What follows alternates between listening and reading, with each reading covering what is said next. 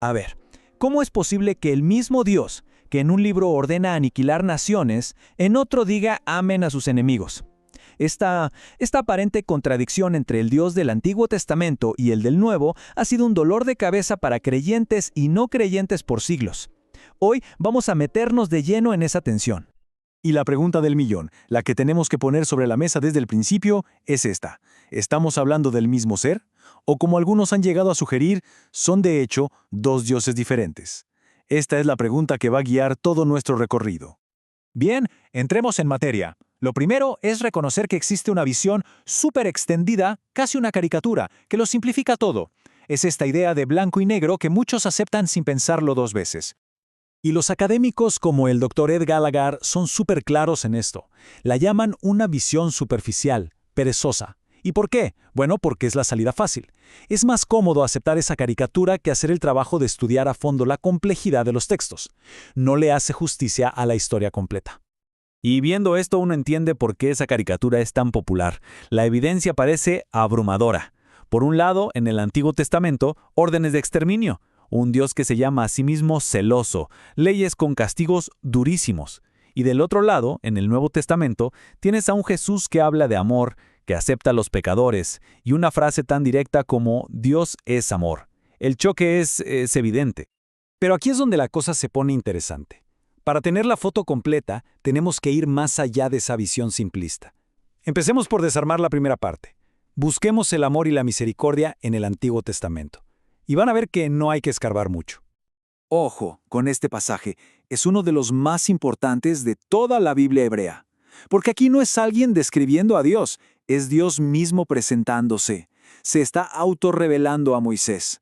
Y de todo lo que podría decir de sí mismo, ¿qué elige destacar? Su compasión, su misericordia, su paciencia. Y esta fórmula, esta descripción, se repite una y otra vez en los profetas y en los salmos.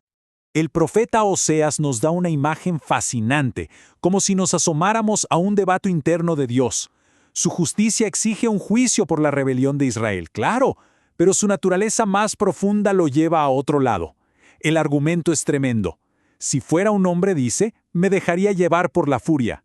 Pero justamente porque soy Dios y no un hombre, mi misericordia le gana a mi ira. Y hay más. En esa misma declaración de Éxodo 34, la desproporción es clarísima. El castigo llega a 3 o 4 generaciones, pero la misericordia a 1000. La matemática es evidente. Y pensemos en la historia central del Éxodo.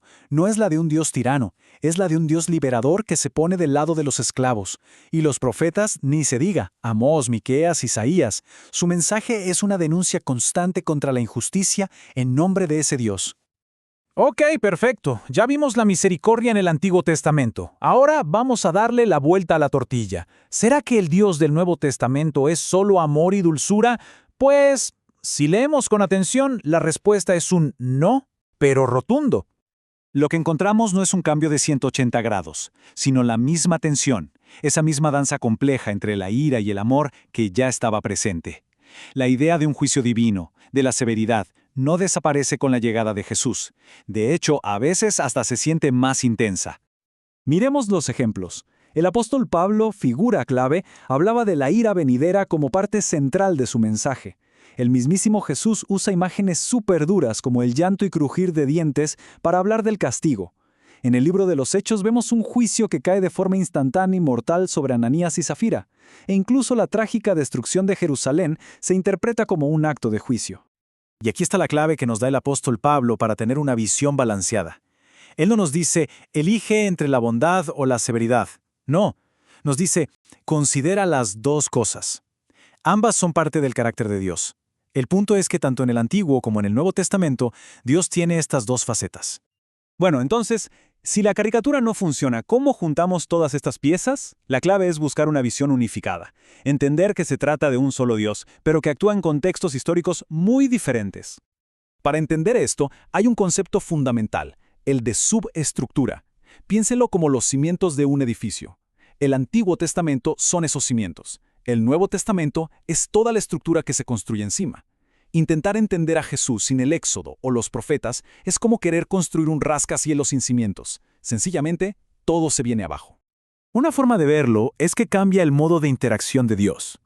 En la era del Antiguo Testamento, el trato es con una nación física, Israel, en un plano muy terrenal. En ese contexto, el lado de la santidad de Dios, que implica juicio contra lo que no es puro, se ve mucho más. En la era del Nuevo Testamento, el foco se mueve a un reino espiritual, una comunidad global. Y ahí, el lado de la gracia es el que brilla con más fuerza. Aunque, como ya vimos, la santidad y el juicio no se van a ningún lado. Y esto es crucial. La Biblia no es un texto plano o estático. Dentro del mismísimo Antiguo Testamento hay una evolución ética. El caso de Jehú es un ejemplo perfecto. En el libro de Reyes, escrito en un momento, se dice que esa matanza fue una orden de Dios.